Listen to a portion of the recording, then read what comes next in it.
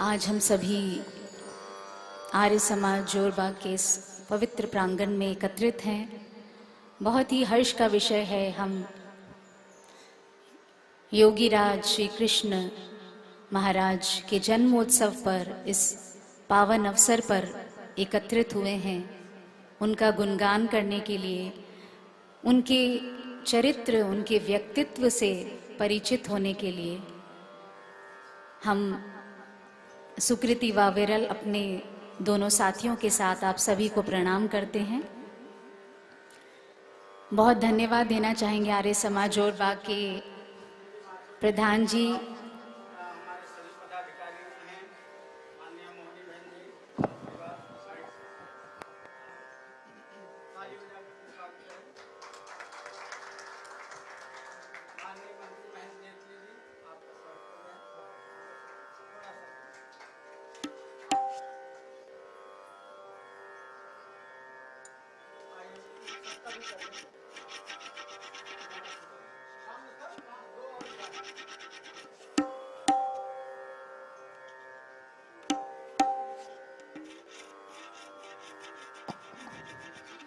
आर्य समाज जोरबाग के सभी पदाधिकारी गणों का बहुत बहुत हृदय से धन्यवाद।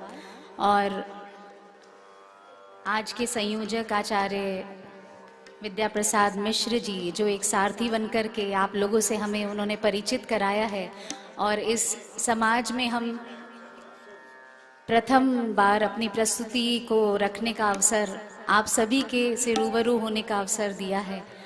तो सभी का धन्यवाद करते हुए हम आज की अपनी प्रस्तुति को प्रारंभ करेंगे। तो बहुत ही गर्व का विषय है। अभी हमने कुछ दिन पूर्व ही अपने आज़ादी के 75वां अमृत महोत्सव के रूप में पूरे देश ने मनाया है, पूरे भारत ने मनाया है।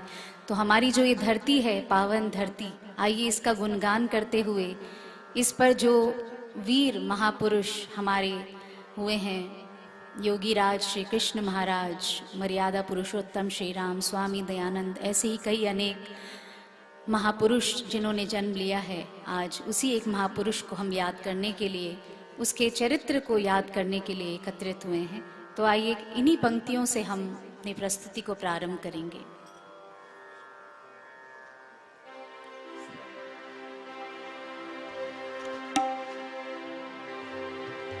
कितनी पावन है ये धरती, विश्व लेखनी वर्णन करती। गंगा यमुना की धाराएं कल कल करती यहीं विचरती। इसी धरा पर दिया कृष्ण ने था गीता का ज्ञान। तू अपने गौरव को पहचान। तो ये पंक्ति हम साथ में दोहराएंगे। राम के वंशज, कृष्ण के बेटे, ऋषियों की संतान, तू अपने गौरव को पहचान, तू अपने गौरव को पहचान। राम के वंशज, कृष्ण के बेटे, ऋषियों की संतान, तू अपने गौरव को पहचान, तू अपने गौरव को पहचान, तू अपने गौरव को पहचान।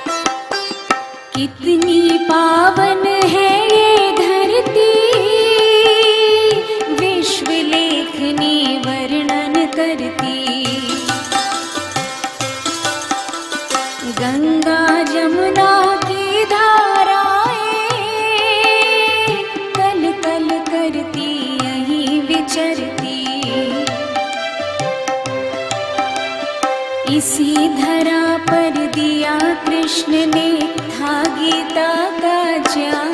तू अपने गौरव को पहचान, तू अपने गौरव को पहचान। एक साथ। राम के वंशज कृष्ण के बेटे ऋषियों की संतान। तू अपने गौरव को पहचान, तू अपने गौरव को पहचान, तू अपने गौरव को पहचान, तू अपने गौरव को पहचान। तो बहुत ही गर्व होता है हमें इस बात को कहने में कि हम ऐसी धरा, ऐसी भूमि पर हमने जन्म लिया है जहाँ ऐसे वीर महापुरुष हुए हैं जो हमारे वंशज हुए हैं। तो जैसा कि आज की प्रस्तुति में हम कुछ भजनों का मिश्रण, कुछ ईश्वर भक्ति के भजन, ओम नाम की महिमा को गाते हुए, कुछ योगी राज श्री कृष्ण को समर्पित करते हुए भजन प्रस्तुत करेंगे। तो आइए अगला भजन, जैसे कि उस परमात्मा का निज नाम ओम है और उस ओम नाम के प्याले को पीते हुए आइए इस प्रांगण में हम अमृत वर्षा करने का प्रयास करेंगे। आर्य समाज के इस वातावरण को हम संगीतमय, ईश्वरमय, ओममय बनाने का प्रयास करेंगे। आइए आप सभी का साथ इस भजन में चाहूंगी।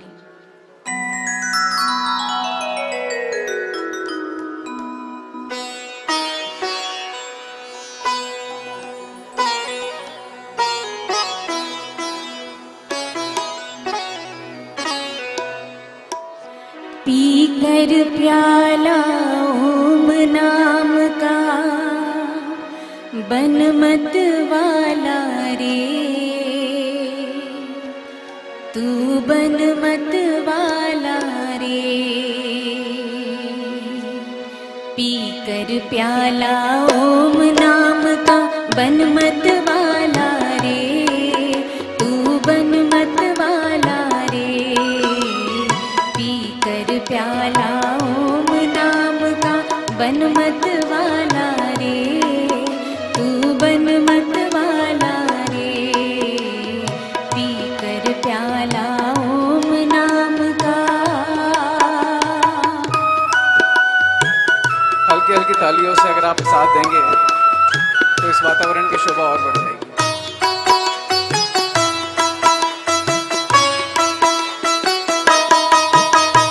ओम नाम का है ये प्याला, सदा शांति सुख देने वाला।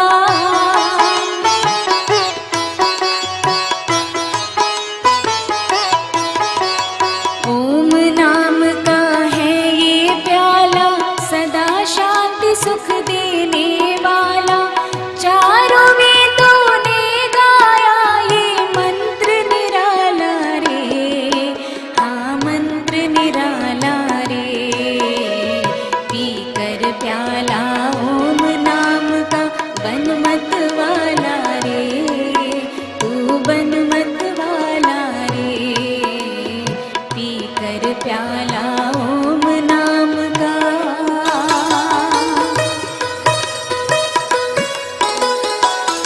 सभी ओम नाम की महिमा में झूमते हुए उस ईश्वर भक्ति में डूब के गाएंगे।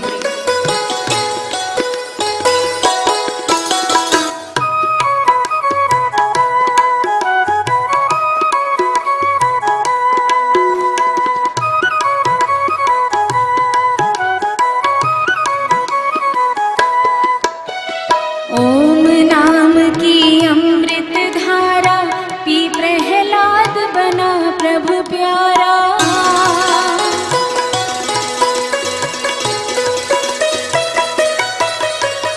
ओम नाम की अमृत धारा पी प्रहलाद बना प्रभु प्यारा। डरा न पाए उसे तीर तलवारे भाला रे, तलवारे भाला रे। पीकर प्याला ओम नाम का बन मत वाला रे, तू बन मत वाला रे। देखिए पंक्ति सभी दोहराएंगे साथ में तो बहुत आनंद आएगा। आइए। पीकर प्याला ओम नाम का बन मत वाला रे, तू बन मत वाला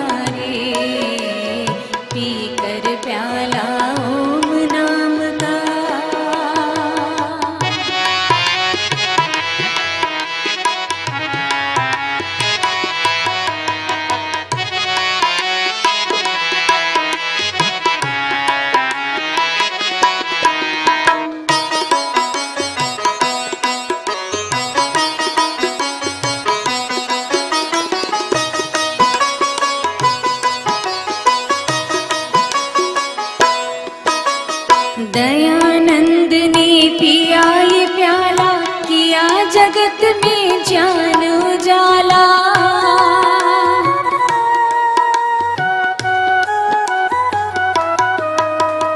दयानंद ने पिया ये प्याला, किया जगत में ज्ञान उजाला। प्यारी भारत माता का सब संकट टाला रे, सब संकट टाला रे। पीकर प्याला ओम नाम का बन मत वाला रे, तू बन मत वाला रे। पीकर प्याला ओम नाम का, पीकर प्याला ओम नाम का, पीकर प्याला ओम नाम का। धन्यवाद। एक बार आप सभी को पुनः नमस्कार। कोई भी लेख, कोई भी प्रति, कोई भी पुस्तक किसी एक पर्टिकुलर या हम कह सकते हैं कि निश्चित समय तक ही उसका हम कह सकते हैं कि जो महत्व है वो होता है। लेकिन हमारे वेद, हमारे उपनिषद, हमारे शास्त्र, इनको हम जिस युग में भी अप्लाई करने की कोशिश करें वो उतने ही प्रैक्टिकल प्रतीत होते हैं जितने वो किसी और युग में प्रैक्टिकल थे। तो इनमें खास बात यही है। और आज अगर हम देखें, इसी के बदौलत चाहे हमारा देश हो चाहे कोई और देश हो, सब जगह वेदों पे रिसर्च हो रही है कि ये जो नई नई टेक्निक्स निकल के आ रही हैं, इन सब का गुणगान, इन सब के बारे में उल्लेख किसी न किसी श्लोक में, किसी न किसी पंक्ति में हमारे वेदों में उल्लेखित है। तो बात यही हो रही है कि अगर हमें कुछ भी चाहिए, यहाँ तक कि अगर हमें खुशहाल जीवन भी चाहिए, तो भी अपने वेदों की ओर लौटो। और जो उनमें बातें कही गई हैं, जो उन सब में लिखा गया है, उन सभी को अगर हम अपने मन मस्तिष्क में, अगर हम अपने जीवन में उतारें, तो शायद कुछ भी हमारे लिए कुछ भी ऐसा नहीं है जो कि संभव ना हो। तो आइए कुछ इसी प्रकार की पंक्तियां आप सभी के सामने।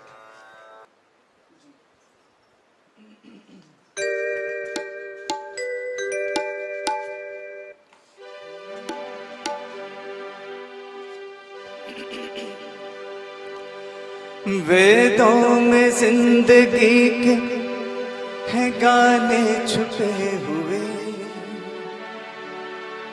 वेदों में जिंदगी के हैं गाने छुपे हुए। इस बाग में मौसम सुहाने छुपे हुए, वेदों में जिंदगी के हैं गाने छुपे हुए, वेदों में जिंदगी के हैं गाने छुपे हुए। इस बाग में मौसम है सुहाने छुपे हुए, इस बाग में मौसम है सुहाने छुपे हुए। वेदों के पृष्ठ खोल के देखो तो तुम जरा, वेदों के पृष्ठ खोल के देखो तो तुम जरा।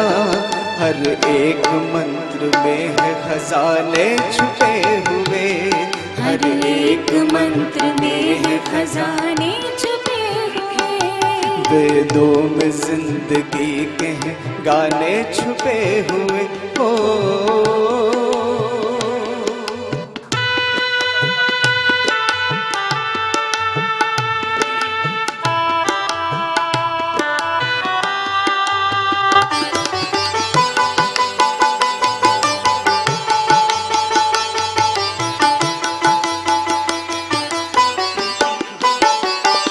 काहे को भटकता है मुसाफिर यहाँ वहाँ, काहे को भटकता है मुसाफिर यहाँ वहाँ, काहे को भटकता है मुसाफिर यहाँ वहाँ। वेदों की हर ऋचा में ठिकाने छुपे हुए, वेदों की हर ऋचा में ठिकाने छुपे हुए। वेदों में जिंदगी के हैं गाने छुपे हुए हो।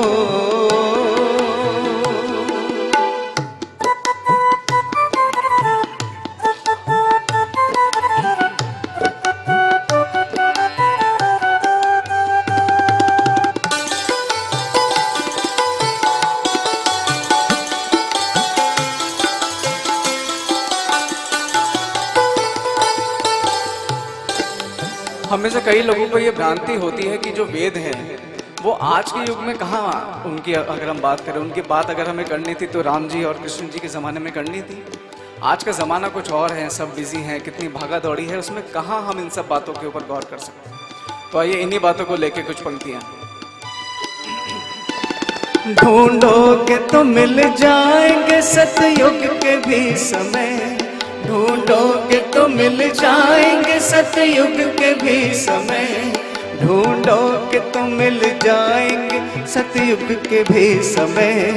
इनमें वो सब वक्त पुराने छुपे हुए, इनमें वो सब वक्त पुराने छुपे हुए, वेदों में जिंदगी के हैं गाने छुपे हुए हो।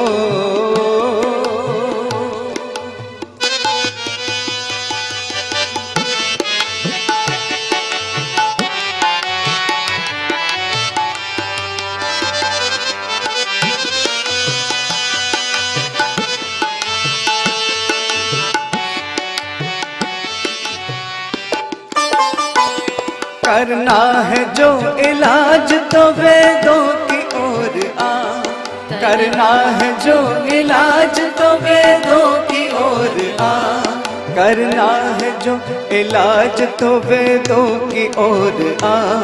हर रोग के इनमें दवाखाने छुपे हुए, हर रोग के इनमें दवाखाने छुपे हुए, वेदों में जिंदगी के हैं गाने छुपे हुए। इस बाग में मौसम है सुहाने छुपे हुए, वेदों में जिंदगी के हैं गाने छुपे हुए, वेदों में जिंदगी के हैं गाने छुपे हुए। धन्यवाद। तो ये बदौलत है कि वेदों की ओर जो लुटाया था वो एहसान हमारे ऊपर महर्षि देव दयानंद सरस्वती ने, जब हमारी संस्कृति नष्ट होने को थी, अंग्रेज हमारा इतिहास हमारी संस्कृति को खत्म करने पर तुले थे कि किसी भी देश को अगर नष्ट करना है तो उसकी संस्कृति और इतिहास मिटा दिया जाए तो वो देश खत्म होने में समय नहीं लगता। उस समय एक सिंह की भांति सभी का मार्गदर्शन करते हुए धर्म गुरु बन करके महर्षि देव दयानंद सरस्वती जी ने सभी को वेदों की ओर लौटाया और हमें अपनी संस्कृति से परिचित कराया। उसका जितना भी हम धन्यवाद करें उतना ही कम है। तो आज जैसे कि हम इस पावन अवसर को, अभी जन्माष्टमी का पर्व निकला है, उसी को ही मनाने के रूप में हम एकत्रित हुए हैं। योगी राज श्री कृष्ण का जो चरित्र, उनका व्यक्तित्व, जिससे कि कुछ लोग अपरिचित हैं, उतना डीप में नहीं जानते, तो आज आर्य समाज जोरबाग बहुत ही बधाई के पात्र हैं कि इस आयोजन को उन्होंने किया है, जिस माध्यम से आप सभी और पूरे विश्व में ये कार्यक्रम आर्य संदेश टीवी के माध्यम से देखा जा रहा है। और हमारे महापुरुष कैसे हुए हैं, उनके जीवन के चरित्र को हमें क्या क्या ऐसी चीज है जो हमें अपनानी है। तो जब हम धर्म की बात करते हैं, श्री कृष्ण की बात करते हैं, तो हमारे मन में जो पूरी श्रीमद् भगवद गीता एक धर्म का प्रतीक, जो उसमें धर्म की बात कही गई है, तो आइए उन्हीं में से 2 श्लोकों को आपके समक्ष प्रस्तुत करते हुए और फिर हम अगला गीत जो है वो प्रस्तुत करेंगे योगी राज श्री कृष्ण महाराज को, जो धर्म की राह से गुजर कर गए। आप सभी को याद होगा कि जब B.R. चोपड़ा जी की महाभारत आती थी तो उसमें कुछ श्लोक थे, उन श्लोकों से ही उसकी स्टार्टिंग की पहचान होती थी कि अब जो महाभारत है वो स्टार्ट होने वाली है। और उसके बाद अचानक से एक पीछे से आवाज आती थी, मैं समय हूं। तो उसके पहले जो श्लोक थे वो श्लोक आप सभी के सामने।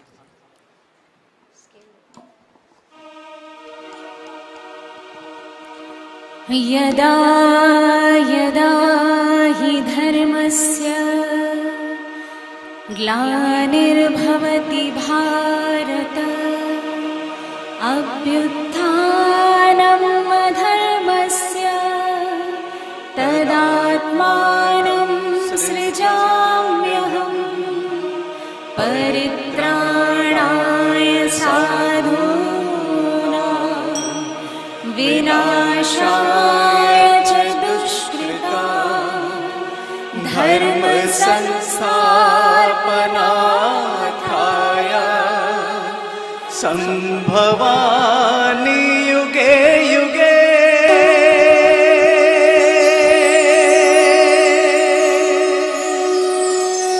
तो वो धर्म की स्थापना के लिए आइए श्री कृष्ण को समर्पित ये गीत। धर्म की राह से जो गुजर कर गए जिंदगी का सुहाना सफर कर गए।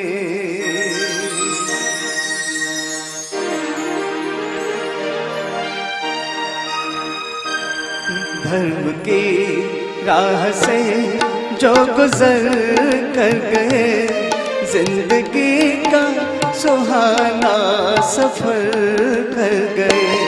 धर्म की राह से जो गुजर कर गए जिंदगी का सुहाना सफर कर गए।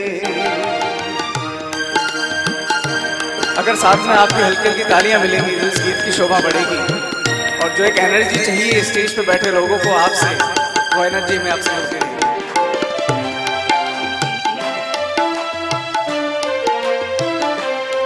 कोई किस्सा नहीं या कहानी नहीं हमने दुनिया में देखे हैं ऐसे बशर।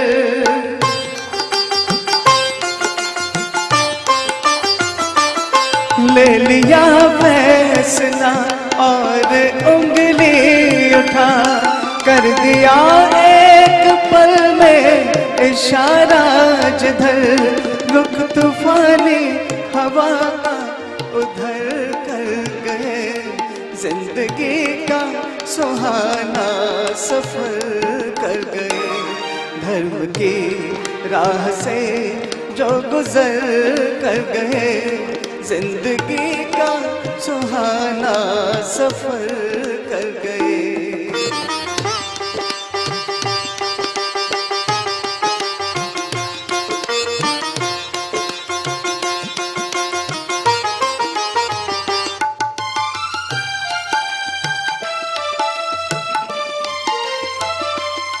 भाग्यशाली है जो मन के माली है वो जो हमेशा जिए दूसरों के लिए।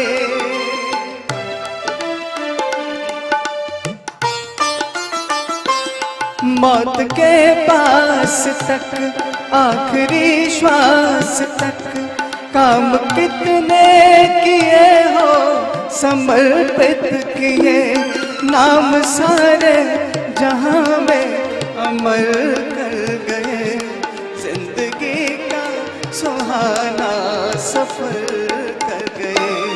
धर्म की राह से जो गुजर कर गए जिंदगी का सुहाना सफर कर गए।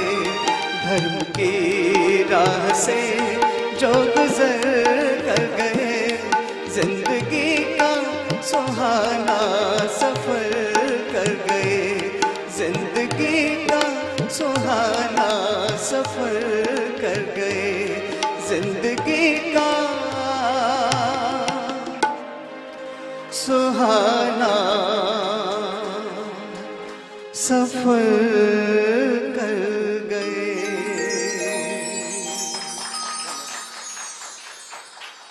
तो धर्म की राह पर जब हम धर्म की बात करते हैं तो योगेश्वर श्री कृष्ण का नाम हमारे जुबान पर आता है, जो महाभारत में हम सभी उनकी भूमिका जानते हैं। अर्जुन का मार्गदर्शन कर उन्होंने धर्म की राह पर जो अर्जुन को दिखाई थी, हम सभी उस बात से परिचित हैं। हम आदरणीय श्री अजय चौहान जी का बहुत बहुत स्वागत करेंगे, आर्य समाज डिफेंस कॉलोनी के प्रधान, और जिन्होंने खुद फ़ोन करके आज सुबह ही कहा कि मैं प्रस्तुति इस कार्यक्रम में आना चाहूँगा। उनका बहुत बहुत धन्यवाद, स्वागत है। तो अगले गीत में हमारे जो दो ये नाम हैं, मर्यादा पुरुषोत्तम श्री राम, योगेश्वर श्री कृष्ण महाराज। कौन कहता है कि आर्य समाज राम कृष्ण को नहीं मानते? उनके चरित्र को, जो उनका जीवन रहा है, उनके चरित्र को मानते हैं। उनके जो धरती पर जो उन्होंने सबका उपकार किया है, उनका व्यक्तित्व जो रहा है, उनको किस रूप में? बोलिए, मर्यादा पुरुषोत्तम श्री राम एवं योगेश्वर श्री कृष्ण। जो महायोगी श्री कृष्ण, महाज्ञानी। आप सभी शायद इस बात को जानते होंगे कि 16 कलाओं में निपुण थे श्री कृष्ण महाराज, और ऐसे योगी व्यक्तित्व को धारण किए उन्होंने अपने जीवन को जिया है। हम सभी के लिए वो मार्गदर्शक हैं। तो आइए अगले भजन में हम इन्हीं दो नामों की भूमिका को आपके समक्ष व्यक्त करेंगे।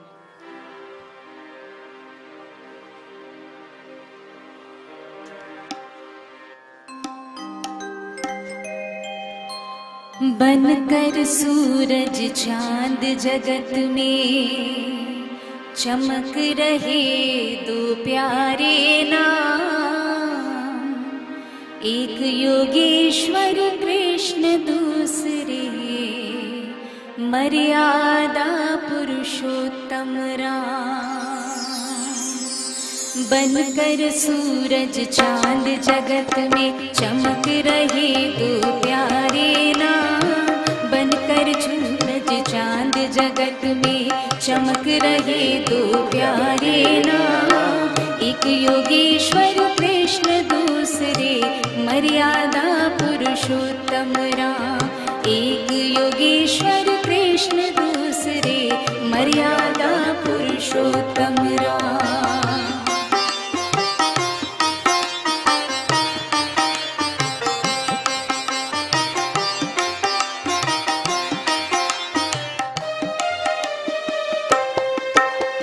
राम ने सेवा सत्य वचन और निर्भयता को धारा है।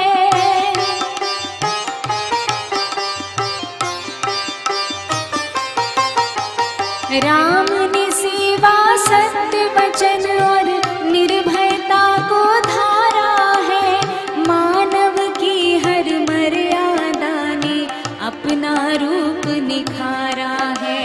जिनको निज आदर्श मानकर गुण गावे संसार तमाम, एक योगेश्वर कृष्ण, दूसरे मर्यादा पुरुषोत्तम राम।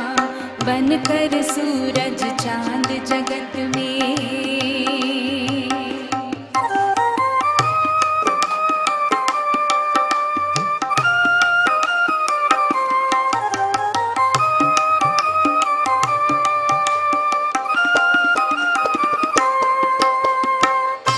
सभी से अनुरोध है, पीछे भी जो बैठे हैं हल्की हल्की तालियों का साथ देंगे तो भजन की शोभा और बढ़ जाएगी।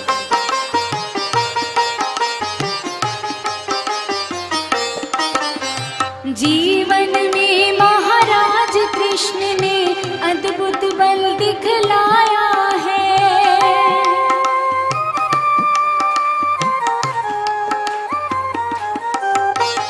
जीवन में महाराज कृष्ण ने अद्भुत बल दिखलाया है। दुष्ट जनों का इस धरती से नामो निशान मिटाया है। दुष्ट जनों का इस धरती से नामो निशान मिटाया है। मानवता खिल उठी दिया जब गीता का पावन पैगाम, एक योगेश्वर कृष्ण, दूसरे मर्यादा पुरुषोत्तम राम। मानवता खिल उठी दिया जब गीता का पावन पैगाम, एक योगेश्वर कृष्ण, दूसरे मर्यादा पुरुषोत्तम राम। बनकर सूरज चांद जगत में चमक रहे दो प्यारे नाम। बनकर सूरज चांद जगत में चमक रहे दो प्यारे नाम, एक योगेश्वर कृष्ण, दूसरे मर्यादा पुरुषोत्तम राम। योगेश्वर कृष्ण दूसरे, मर्यादा पुरुषोत्तम राम। एक योगेश्वर कृष्ण दूसरे, मर्यादा पुरुषोत्तम राम। तो एक बार सभी मिलकर के जय घोष करेंगे। बहुत ही पावन अवसर है, कृष्ण जन्माष्टमी, कृष्ण जी के जन्म के पावन अवसर पर हम इस आयोजन में एकत्रित हैं। तो आइए अब उन्हीं दो महापुरुषों के जिनकी हमने इस भजन में चर्चा की, एक बार दोनों हाथ उठा करके पूरी ऊर्जा एनर्जी के साथ हम जय घोष करेंगे। बोलिए योगेश्वर श्री कृष्ण महाराज जी की जय, मर्यादा पुरुषोत्तम श्री रामचंद्र जी की जय। क्या बात है, धन्यवाद। जब बात होती है धर्म की, जब बात होती है संस्कृति की, तो हर युग में कई ऐसे लोग होते हैं जो इसे पूर्णतः नष्ट करने का प्रयत्न करते हैं। लेकिन हर युग में कोई ना कोई महापुरुष ऐसे होते हैं जो आते हैं, जो सभी को एकजुट करते हैं, जो सभी को मार्ग दिखाते हैं कि क्या गलत हो रहा है, क्या हमें करना है, और वो अपनी सेना को लेके बढ़ते चले जाते हैं। तो आइए कुछ इसी तरह की बात करते हैं कि जब हम बात करते हैं योगीराज श्री कृष्ण की, तो उन्होंने, अगर हम फिलॉसफी की बात करें, उनके आगे जो हमने एक वर्ड यूज किया है, जो हम शब्द लगाते हैं योगीराज, वो है ही इसलिए क्योंकि योग को उन्होंने जिन ऊंचाइयों तक पहुंचाया, शायद उसके पहले वो शायद कभी संभव नहीं हुआ। उन्होंने उन ऊंचाइयों तक पहुंचाया और उसके बाद लोगों को मार्गदर्शन दिया कि देखो योग के माध्यम से क्या कुछ नहीं किया जा सकता। तो आइए कुछ इसी प्रकार के भावनाओं को लेके ये भजन आप सभी के साथ।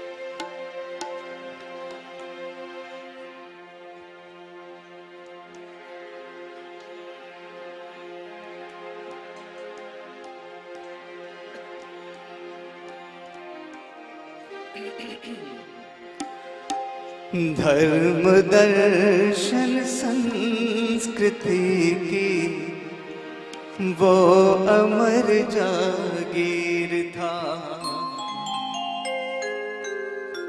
धर्म दर्शन संस्कृति की वो अमर जागीर था। धर्म दर्शन संस्कृति की वो अमर जागीर था। कृष्ण भारत वर्ष की, कृष्ण भारत वर्ष की जागी हुई तकदीर था। धर्म दर्शन संस्कृति की वो अमर जागीर था।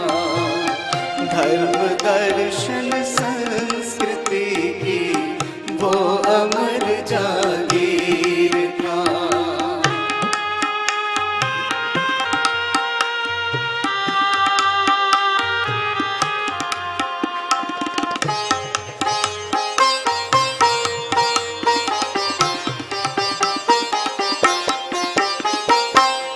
कंस से अन्यायियों को दंड देने के लिए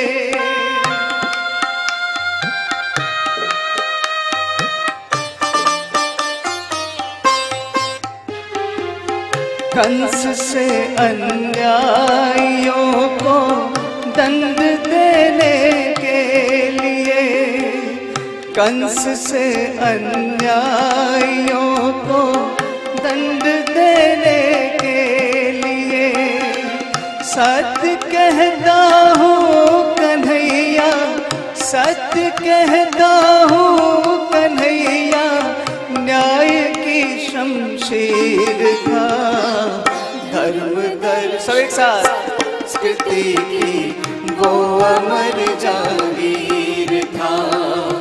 धर्म दर्शन संस्कृति की वो अमर जागीर था।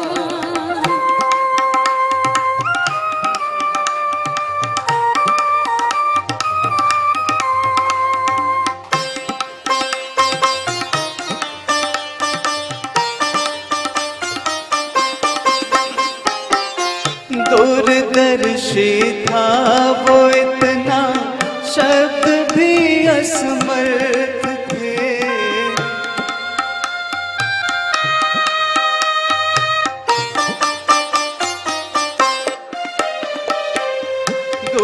दूरदर्शी था वो इतना, शब्द भी असमर्थ थे। दूरदर्शी था वो इतना, शब्द भी असमर्थ थे। हार जाने के क्षणों में, हार जाने के क्षणों में जीत की तदबीर था। धर्म दर्शन संस्कृति की वो अमर जागीर था। धर्म दर्शन संस्कृति की वो अमर जागीर था।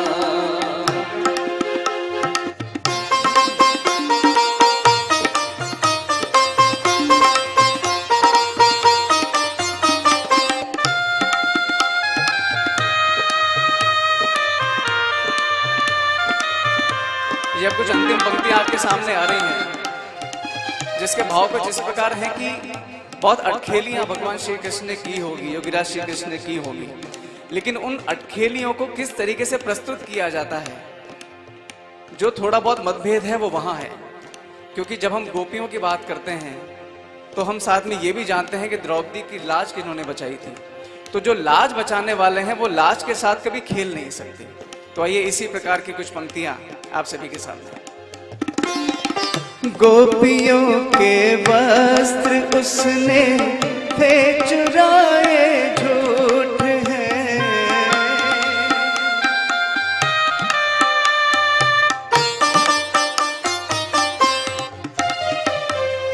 गोपियों के वस्त्र उसने थे चुराए, झूठ है। गोपियों के वस्त्र उसने थे चुराए, झूठ है। सच कहूँ कान्हा मनीषी, सच कहूँ कान्हा मनीषी, द्रौपदी का चीर था। धर्म दर्शन संस्कृति की वो अमर जागीर था। सब एक साथ। धर्म दर्शन संस्कृति की वो अमर जागीर था। कृष्ण भारत वर्ष की, कृष्ण भारत वर्ष की जागी हुई तकदीर था। धर्म दर्शन संस्कृति की वो अमर जागीर था। धर्म दर्शन संस्कृति की वो अमर जागीर था। धर्म दर्शन संस्कृति की वो अमर जागीर था। बोली योगेश्वर श्री कृष्ण महाराज की जय। तो देखिए, जो चरित्र हमारे सबके सामने उदाहरण है उस महापुरुष का, जिन्होंने अपने जीवन में उस योग को हासिल किया है जहां पर मान अपमान, जो एक सम स्थिति जो आ जाती है अपने जीवन पर, वो सभी इंद्रियों पर काबू करके योग धारण करके, कि श्री कृष्ण जी ने जब महाभारत का एक ऐसा वहां पर सीन था जिसमें कि अभिमन्यु, वीर अभिमन्यु को उस चक्रव्यूह में जब कौरवों ने धोखे से पकड़ करके उसको मारा था, और उस समय जो सुभद्रा और की जो मनस्थिति थी, हालांकि श्री कृष्ण के वो भांजे थे अभिमन्यु, मगर उस परिस्थिति में उन सभी को समझा करके कि देखिए, ये जो मान अपमान या जिस भी मनुष्य ने जन्म लिया है उसे एक ना एक दिन इस काया को त्यागना है, और तुम बहुत भाग्यशाली हो कि वो अभिमन्यु वीर गति को प्राप्त हुआ है, वो एक क्षत्रिय का धर्म उसने निभाया है। तो वो समझाते हुए इस बात को, तो आइए अगले गीत में कुछ ऐसे ही भाव व्यक्त किए गए हैं कि जो परोपकार करते हुए चलते हैं। हमारे इस प्रकृति में ईश्वर ने में हमें कई ऐसे एग्जाम्पल्स दिए हैं, जैसे नदी हमें जल देती है मगर अपना जल कभी पीती नहीं, वृक्ष हमें फल देते हैं तो उसी प्रकार के कुछ उदाहरण इस गीत में दिए गए हैं। आइए हम इस गीत को ध्यानपूर्वक सुनेंगे।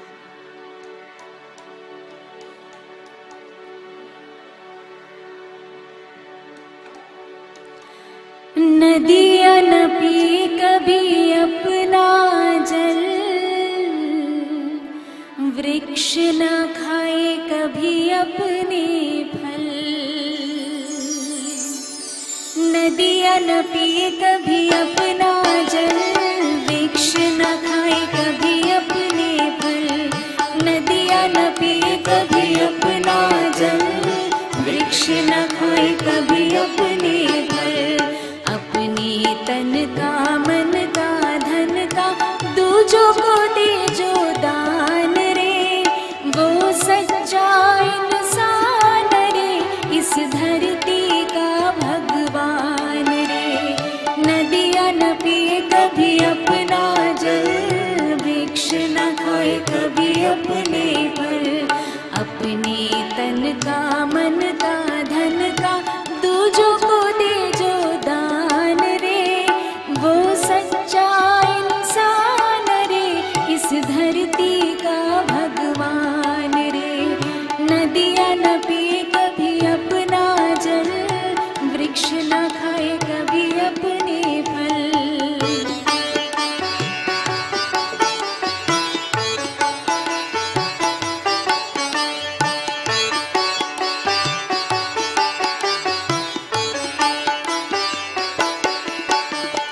अगर जिसका अंग जले और दुनिया को मीठी श्वास दे,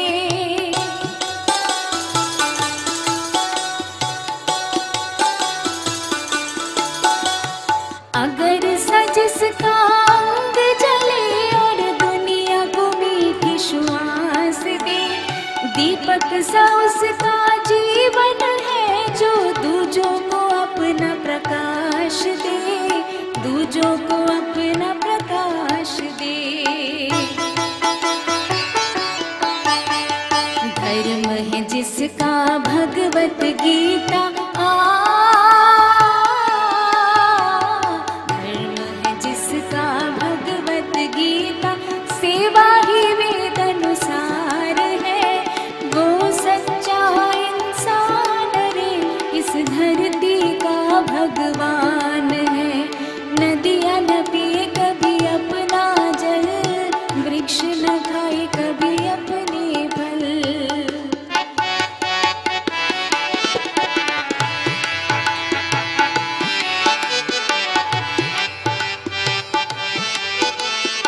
तो हमारे सामने एक और उदाहरण ऐसे है, महर्षि देव दयानंद सरस्वती जी। उन्होंने हमेशा सत्य की राह पर चले और बहुत ईंटें पत्थर, बहुत लोगों की गालियां खाई, बहुत कुछ सुना, मगर मन में दृढ़ संकल्प था तो अपनी राह पर वो चलते गए। तो इन्हीं कुछ प्रकार की पंक्तियां अगली पंक्तियों में व्यक्त हैं।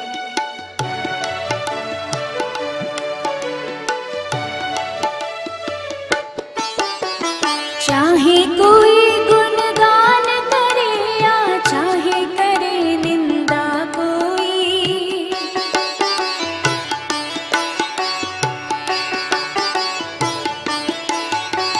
चाहे कोई गुणगान करे या चाहे करे निंदा कोई, फूलों से कोई सत्कार करे या कांटे चुभ हो जाए कोई, कांटे चुभ हो जाए कोई। मान और अपमान ही दोनों, मान और अपमान ही दोनों जिसके लिए समान है, वो सच्चा इंसान रे, इस धरती का भगवान है। नदियाँ न पिए कभी अपना जल, वृक्ष न खाए कभी अपने फल। नदियाँ न पिए कभी अपना जल, वृक्ष न खाए कभी अपने फल। अपनी तन का मन का धन का दूजों को दे जो दान रे, वो सच्चा इंसान रे, इस धरती का भगवान है, वो सच्चा धरती का भगवान है वो सच्चा इंसान रे, इस धरती का भगवान है। धन्यवाद।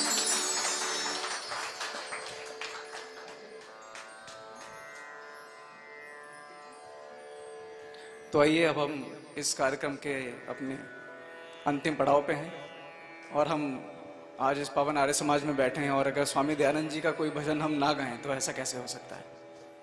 तो ये एक बहुत ही प्रचलित भजन है जो कि स्वर्गीय पंडित श्री सत्यपाल पथिक जी का लिखा गया भजन है और इस भजन के जो भाव हैं वो तो आप अभी इस बारे में हम अभी बात करेंगे ही। जो एक शास्त्रार्थ हुआ था जिसके अंदर स्वामी दयानंद जी जब बात हुई कि काशी में एक मंदिर है जहाँ पे कि उसके बारे में धारणा ये हो गई थी कि जो उस मंदिर में माथा टेकने आता है उनकी सारी की सारी मनोकामनाएं पूर्ण हो जाती हैं। तो इस तरह की धारणाएं जब वहाँ बनने लगी थी तो स्वामी जी ने कहा कि मैं वहाँ जाऊँगा और इस अंधविश्वास के लिए मैं वहाँ के पंडितों के साथ में शास्त्रार्थ करके आऊँगा।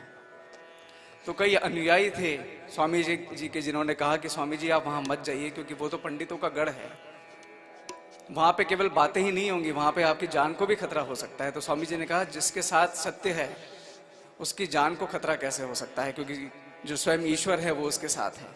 और जब स्वामी जी वहाँ गए थे तो 2 से 3 दिन में ही शास्त्रार्थ, मैं आप सभी से अनुरोध करूंगा कि इस हलचल को थोड़ी देर के लिए हम अभी बंद कर दें, हम एकदम अंतिम पड़ाव पे ही हैं। तो जब शास्त्रार्थ जब वहां शुरू हुआ तो 2 से 3 दिन में ही बातें होने लगी थी कि ये कौन महापुरुष इस काशी में आ गया है जिसने आके इस, जो हम कह सकते हैं कि शिव जी का, हम कह सकते हैं कि वो दुर्ग था, तो उस दुर्ग को उन्होंने हिला दिया है। तो इसी तरह की पंक्तियां हैं और इसमें उन सभी के नाम हैं जिनके साथ में स्वामी दयानंद जी का वहां पे बात हुई थी, जिनके साथ में उन्होंने साक्षात्कार किया था। तो यहाँ खास बात ये भी है कि कितना रिसर्च पूज्य पंडित जी ने किया होगा, सत्यपाल पथिक जी ने किया होगा और उसके बाद इस भजन को उन्होंने लिखा होगा। तो आप सभी का ध्यान इनकी पंक्तियों पे भी चाहूंगा और मैं ये भी चाहूंगा कि अंतिम भजन है, हम यहाँ सब जब बाहर जाएं तो पूरी एनर्जी के साथ हम जाएं और कुछ अच्छे विचारों को लेके जाएं। तो आइए, इस भजन को गाने की कुछ कंडीशंस भी हैं, उन कंडीशंस के बारे में हम बात करेंगे कुछ पंक्तियों के बाद। पहले ये जो भजन है इसको हम यहाँ पे शुरुआत करते हैं।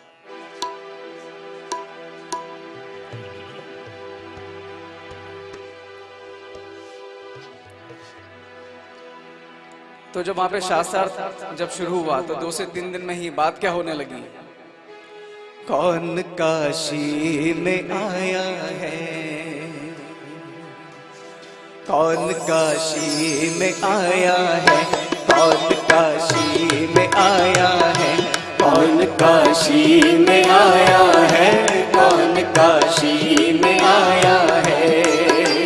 शिव जी की नगरी को किसने आन हिलाया है, कौन काशी में आया है, कौन काशी में आया है, कौन काशी में आया है, कौन काशी में आया है। शिव जी की नगरी को किसने आन हिलाया है, कौन काशी में आया है, कौन काशी में आया है, कौन काशी में आया है, कौन काशी में आया है।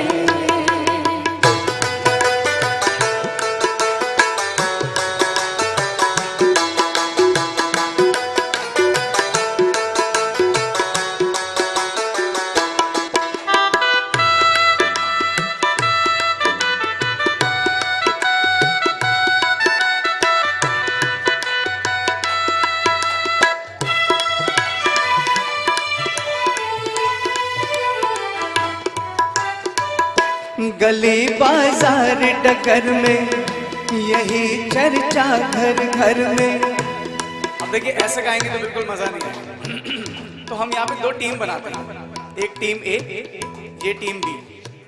तो आपने क्या करना है, हर पंक्ति के बाद जैसे मैंने गाया गली बाजार डगर में, तो यहाँ से आवाज आएगी जय हो, ठीक है। और उसके बाद में जो नेक्स्ट पंक्ति होगी, यही चर्चा घर घर में जय हो, ये आवाज यहाँ से आएगी। तो अब कंपटीशन है टीम ए और टीम बी में, एक दूसरे को अच्छे से देख लीजिए कि कौन कौन आप सबके कॉम्पिटिटर हैं। तो आइए अब शुरू करते हैं। गली बाजार डगर में यही चर्चा घर घर में। ये आवाज अभी फीकी है थोड़ी सी। देखिए ये भजन का कार्यक्रम खत्म नहीं होगा, लंच हो जाएगा अगर जय हो की आवाज अच्छे से नहीं आएगी तो आइए एक बार फिर से शुरू करते हैं। मेरा भी गला पूरा साथ नहीं दे रहा है आज, तो आप सबकी एनर्जी बहुत जरूरी है। गली बाजार डगर में यही चर्चा घर घर में। छिड़ा संग्राम अनोखा कहो शास्त्रार्थ समर में। दुंदुभी बोल रही है, राज कुछ खोल रही है। आसमां गूंज रहा है, यह जमीन डोल रही है।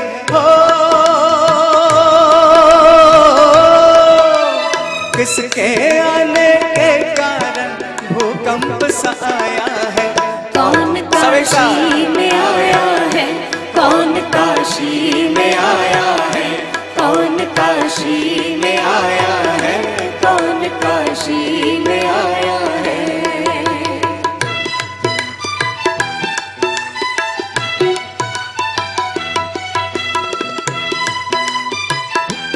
हमें जय हो का तो ध्यान रखना ही है, और यहाँ पे जो नाम आ रहे हैं वो नाम बहुत इंपॉर्टेंट है। तो उन नामों पे जो शब्द यहाँ चल रहे हैं उन शब्दों पे भी हमें पूर्णतः ध्यान रखना है।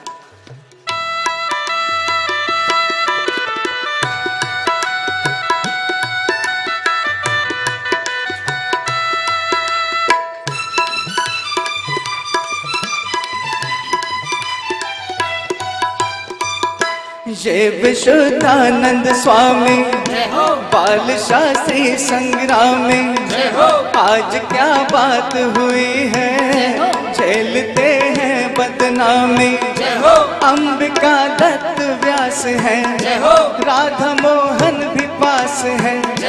विप्रवर शिव सहाय और शिव नारायण भी खास है।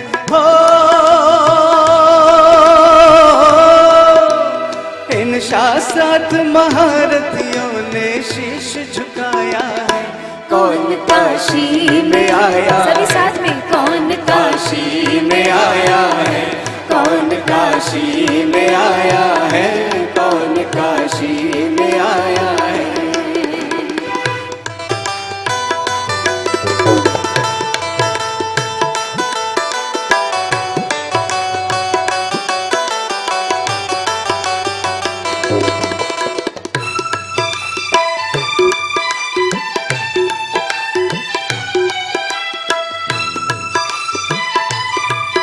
तैयार हो जाइए। तर्क मणि तारा चरण से जय हो, महेश चंद न्याय रतन से जय हो। मंच पर आज पसीना बह गया इनके बदन से। जय हो, माधवाचार्य सरीखे हारना कभी न सीखे। जय हो, वामनाचार्य धुरंधर शर्म से बोझल दिखे।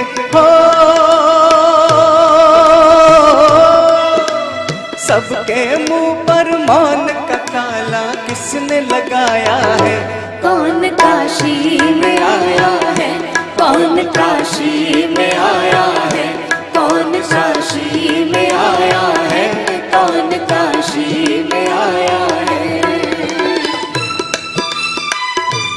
चलिए अंतिम पंक्तियां हैं तो इस भेदभाव को खत्म करते हैं। अब कोई टीम ए और कोई टीम बी नहीं है, सारी टीम ए है और सारी टीम बी है, तो सबको एक साथ मिलके बोलना है जय। और बहुत ही अच्छा अवसर है कि हम 2 साल जो सारे कार्यक्रम हमने वर्चुअल किए हैं, अब बहुत समय बाद हम फिजिकली एक मंच पर बैठ कर के सबके सामने प्रस्तुति दे रहे हैं। तो वो 2 साल की जो पेंडिंग एनर्जी है वो इस आखिरी अंतरे में लगा दीजिए सभी।